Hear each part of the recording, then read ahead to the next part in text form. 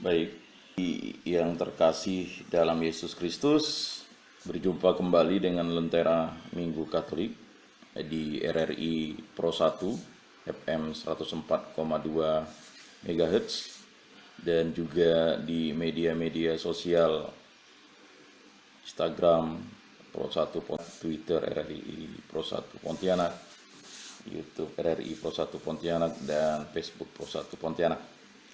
Bapak Ibu, saudara-saudari yang terkasih, marilah kita memulai Lentera Minggu Katolik kita pada hari ini dengan berdoa. Dalam nama Bapa dan Putra dan Roh Kudus, amin. Dalam nama Bapa dan Putra dan Roh Kudus, amin. Allah Tritunggal yang Maha Kudus, kami bersyukur kepadamu bahwa kami telah memasuki bulan Kitab Suci Nasional 2022 pada bulan September ini. Semoga bahan-bahan kitab suci diberikan oleh KWI dan Keuskupan dapat menjadi suatu tanda rahmat bahwa firman dan sabdamu yang kami dalami dalam bulan kitab suci nasional ini dapat membina dan menumbuhkan iman kami terus-menerus untuk mencintai Dikau dan sesama. Berkatilah kami para pendengar dimanapun kami berada, agar kami selalu menjadi berkat bagi sesama, dan kami mampu untuk menjadi pribadi yang melayani, bersekutu dalam namamu, dalam firman dan sabdamu, dan mencintai dirimu. Karena dengan kitab suci kami dapat mengenal Dikau, ya Allah Tritunggal yang Maha Kudus. Semua doa ini kami serahkan dengan perantaraan Tuhan kami Yesus Kristus, yang hidup dan meraja kini dan sepanjang segala masa. Amin. Dalam nama Bapa dan Putra dan Roh Kudus. Amin. Bapak, Ibu, saudara-saudari yang terkasih dalam Yesus Kristus, pada bulan September 2022 ini, dan pada bulan September khususnya bagi Gereja Katolik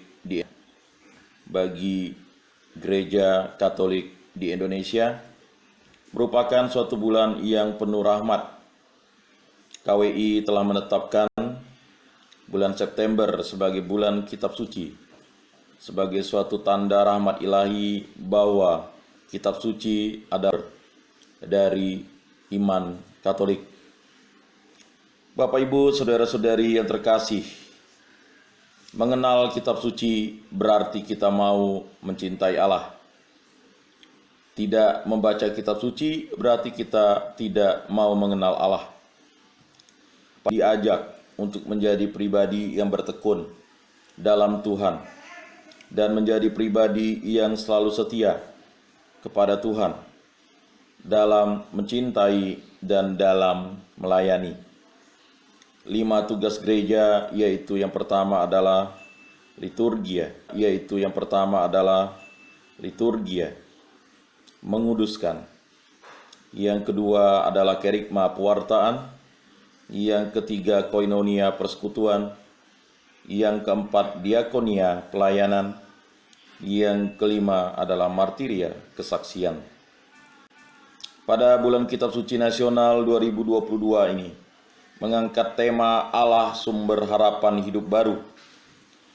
Bapak, Ibu, saudara-saudari yang terkasih, pada bulan Kitab Suci Nasional ini, kita diajak untuk melaksanakan pertemuan pembina iman dalam bulan Kitab Suci Nasional BKSN 2022 ini. Ada 4 tema yang akan dibahas dalam setiap pertemuannya.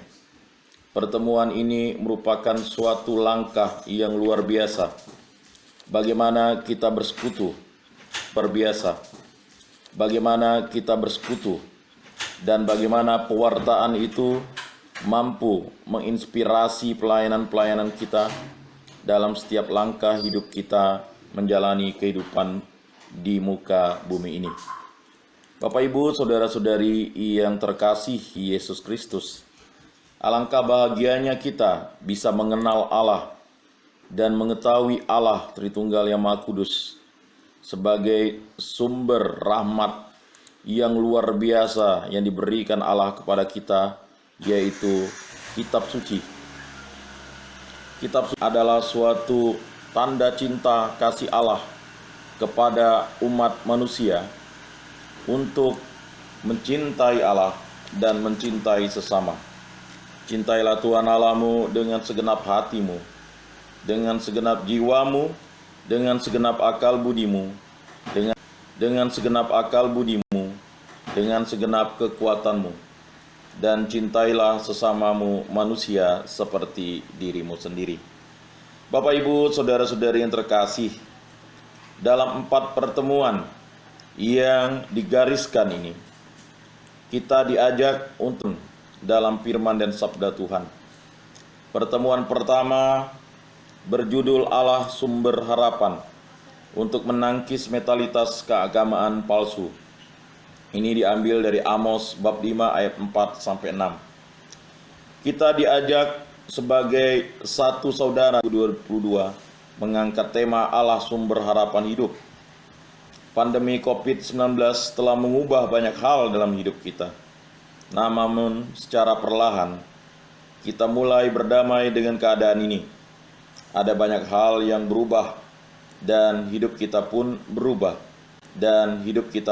berubah. Karena itu di tengah situasi pandemi COVID-19 yang hingga sekarang masih melanda dunia, kita diajak untuk menyadari bahwa Tuhan adalah satu-satunya sumber harapan kita dalam menjalani hidup yang baru. Bapak, Ibu, saudara-saudari yang pada pertemuan pertama, kita akan mendalami subtema Allah Sumber Harapan untuk menangkis mentalitas keagamaan palsu. Kita diajak untuk melihat kembali praktik hidup keagamaan kita selama masa pandemi ini.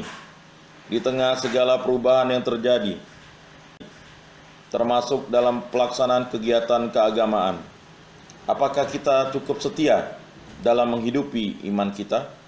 Apakah kita tetap sungguh-sungguh mencari Tuhan dan mencintai sesama kita? Bapak, Ibu, saudara-saudari yang terkasih dalam Kristus. Dalam pertemuan pertama, kita diajak untuk mendalami dan merenungkan perikop dari kitab Amos, yaitu Amos bab 5 ayat 4-6. Gagasan utama dari perikop ini adalah permintaan agar orang Israel mencari Tuhan. Menemukan Tuhan merupakan jaminan untuk memperoleh kehidupan. Dengan mendalami dan merenungkan perikop ini, kita diharapkan untuk terus-menerus mencari Tuhan dalam hidup kita, terutama di tengah situasi pandemi sekarang ini. Bapak, Ibu, saudara-saudari yang terkasih, mari kita mendengar Amos bab 5 ayat 4-6. Sebab beginilah firman Tuhan kepada kaum Israel, carilah aku, maka kamu akan hidup. Janganlah kamu mencari Betel, janganlah pergi ke Gilgal, dan janganlah menyeberang ke Berseba. Sebab Gilgal pasti masuk ke dalam pembuangan, dan Betel akan lenyap. Carilah Tuhan, maka kamu akan hidup, supaya jangan ia memasuki keturunan Yusuf bagaikan api, yang memakannya habis dengan tidak ada bagi Betel. Demikianlah sabda Tuhan. Syukur kepada Allah.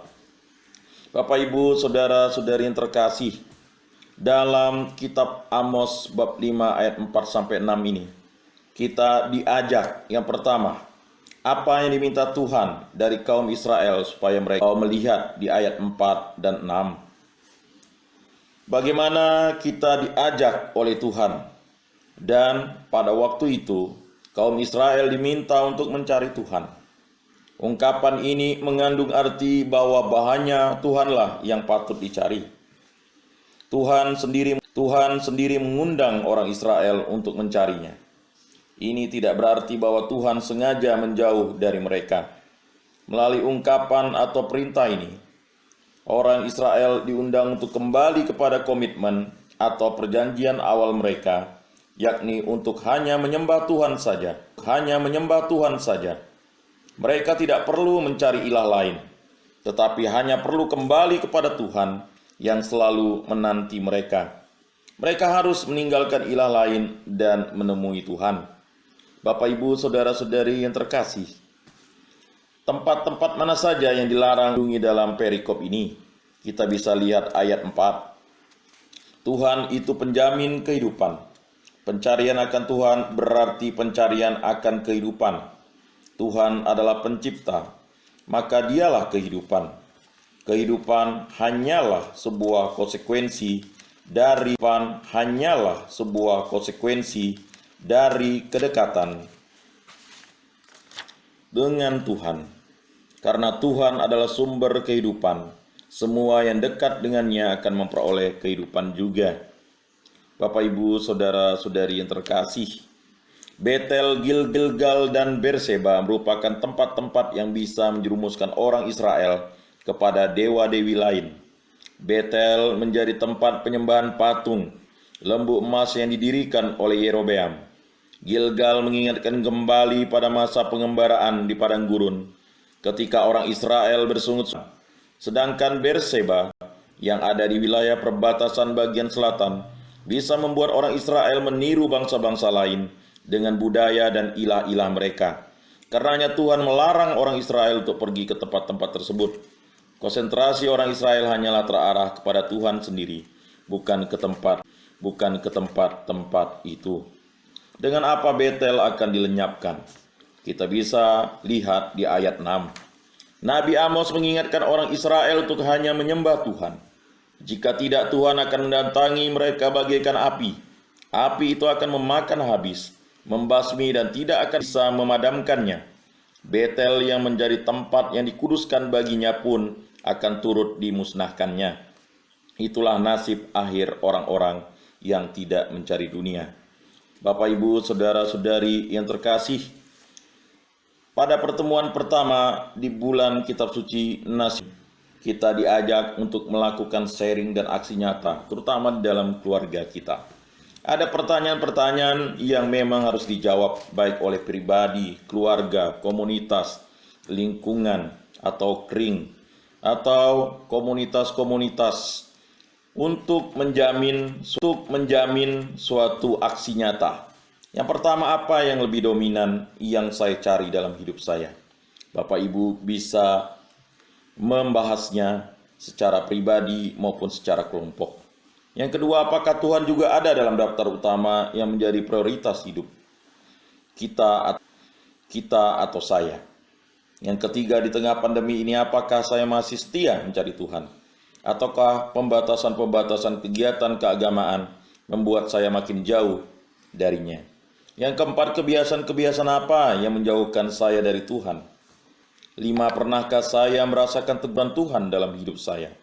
Yang keenam, apakah hidup keagamaan saya cukup konsisten antara perkataan dan perbuatan? Bapak, Ibu, Saudara-saudari yang terkasih dalam Yesus Kristus, demikianlah pada pertemuan pertama. Selanjutnya kita diajak masuk pertemuan kedua, yaitu dengan subtema Allah sumber harapan untuk melawan ketidakadilan. Ini diambil dari kitab Amos bab 5 ayat 14-17. Bapak, Ibu, Saudara-saudari yang terkasih dalam Kristus, ketika pandemi COVID-19 merebak, semua aspek dalam kehidupan kita berubah. Perubahan-perubahan ini melahirkan hal-hal yang baik, namun tidak jarang memunculkan pula hal-hal negatif. Salah satu hal negatif yang muncul dari perubahan situasi ini adalah ketidakadilan sosial dan kesenjangan antara orang kaya dan orang miskin.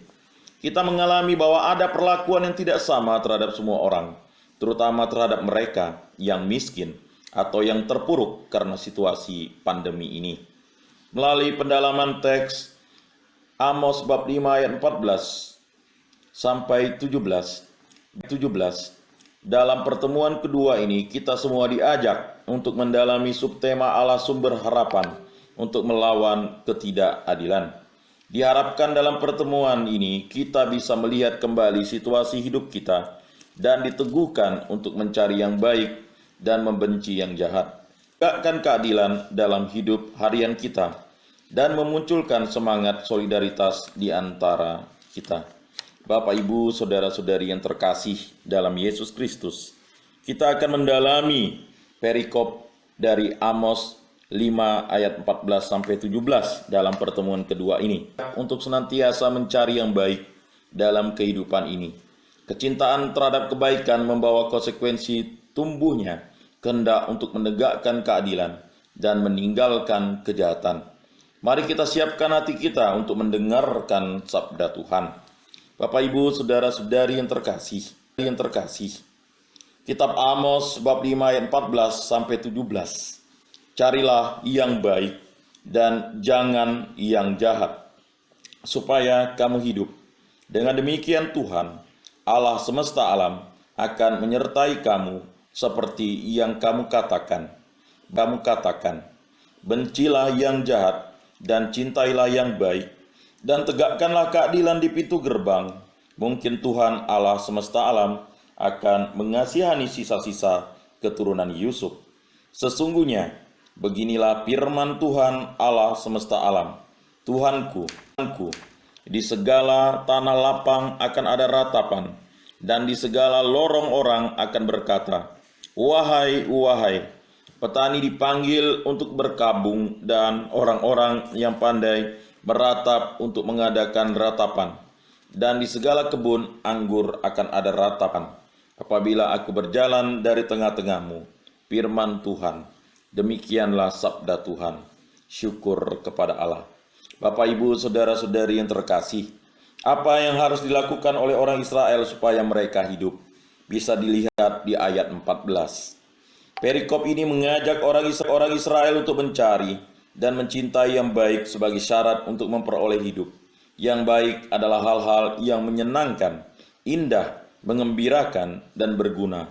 Hal-hal yang baik selalu membawa kebahagiaan dan kegembiraan. Yang kedua, apa yang harus dilakukan oleh orang Israel agar mereka dikasihani Tuhan Allah semesta alam? Kita bisa melihat ayat 15. Mencintai yang baik berarti membuat hal yang baik menjadi bagian tak terpisahkan dari kehidupan dan dari praktik hidup harian. Mencari kebaikan berarti menghidupi kebaikan itu sendiri, sambil terus memperbaharui diri agar benar-benar menemukan kebaikan sejati, yakni Tuhan yang Maha Baik. Mencari kebaikan akan membuat orang Israel menemukan kehidupan, sebab kehidupan dijamin oleh Tuhan asal dari segala kebaikan. Yang ketiga, secara khusus apa yang harus dilakukan oleh orang Israel terhadap kebaikan dan terhadap kejahatan? Bisa dilihat di ayat 14 sampai 15. Perikop ini juga memerintahkan orang Israel untuk membenci yang jahat. Di ayat 14 orang Israel dilarang yang jahat. Membenci berarti menjaga jarak dari kejahatan dan tidak membangun relasi dengan hal-hal yang jahat. Kebaikan mempersatukan, tetapi kejahatan memecah belah. Kebaikan mendekatkan orang dengan Tuhan dan sesama, tetapi kejahatan menjauhkan relasi sang pelaku dengan Tuhan dan sesama. Bapak, Ibu, saudara-saudari yang terkasih, apa konsekuensinya kalau orang Israel tidak memenuhi perintah Tuhan? Lihat ayat 16-17. Nabi Amos mengajak setiap orang Israel untuk menegakkan keadilan. Keadilan dapat tercapai kalau orang mencari dan mencintai yang baik, serta membenci hal-hal yang jahat. Orang yang baik pasti akan memperhatikan kebaikan dalam kehidupan bersama.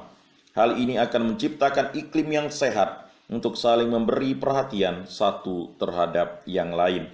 Hak-hak orang lain akan ditegakkan dan dipenuhi.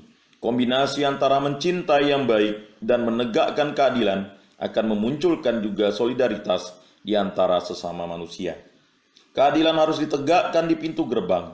Pada zaman dahulu, pintu gerbang merupakan tempat di mana orang banyak berkumpul dan karenanya menjadi tempat penyelesaian masalah-masalah umum. Maksud utama memilih pintu gerbang kota adalah supaya masalah yang terjadi dapat diketahui oleh banyak orang. Kasusnya menjadi terang benderang. Bapak, Ibu, saudara-saudari yang terkasih dalam Kristus, pada kesempatan ini kita diajak untuk melakukan sharing dan aksi nyata, baik di dalam lingkungan atau kring kita, di dalam kelompok atau komunitas kita, Dan yang paling utama dalam keluarga dan pribadi, lepas pribadi kita. Kita di dalam perikop ini. Yang pertama, apakah saya tetap berlaku adil dan benar terhadap sesama selama masa pandemi ini? Yang kedua, ketika menemukan ketidakadilan, apa usaha saya untuk melawan ketidakadilan tersebut? Yang ketiga, apa yang dapat saya buat untuk meningkatkan solidaritas dengan sesama yang amat terdampak oleh situasi pandemi sekarang ini? Yang keempat, bagaimana saya dapat menjembatani kesenjangan sosial yang terjadi di dalam lingkungan saya? Bapak, Ibu, saudara-saudari yang terkasih dalam Kristus, pada paruh kedua nanti kita akan menyajikan pertemuan ketiga dan pertemuan keempat dalam bulan Kitab Suci Nasional 2022 untuk membina dan menumbuhkan iman kita. Mari kita dengarkan